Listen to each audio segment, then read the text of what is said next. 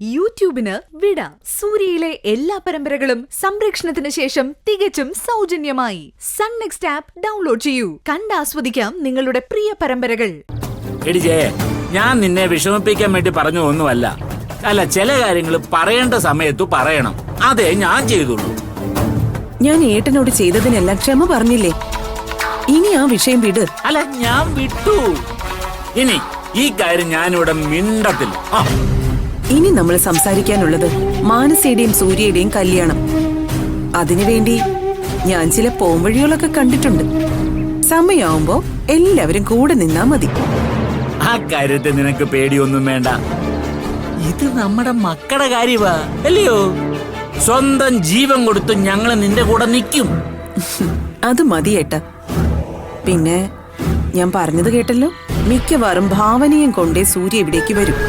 അങ്ങനെ വന്നാ നമ്മൾ ഒരു വിഷമവും കാണിക്കരുത്. ഇല്ല ജയ, വേണമെങ്കിൽ ഞാൻ ഒന്നുകൂടെ അവളോട് മാപ്പ് പറയാം. അതൊന്നും വേണ്ട ഏട്ടത്തി. അങ്ങനെ വന്നാലേ അവക്കത് കൂടുതൽ സംശയത്തിന് ഇട നൽകും. എന്നാ വേണ്ട, ഞാൻ പറഞ്ഞേ ഉള്ളൂ. ഞങ്ങളായിട്ട് ഇനി ഒരു സംശയത്തിനും ഇട കൊടുക്കില്ല. അത് മതി.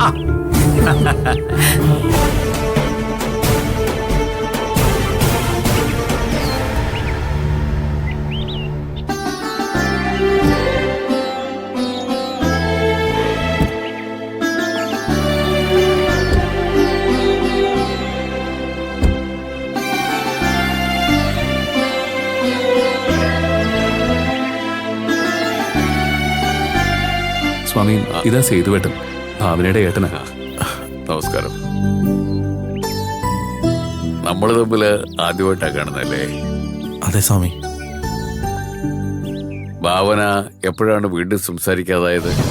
ഇന്നലെ രാത്രി വരെ കുഴപ്പമില്ലായിരുന്നു സ്വാമി. ഇന്ന് രാവിലെ തൊട്ട് ആരും ചോദിച്ചിട്ട് മിണ്ടുന്നില്ല.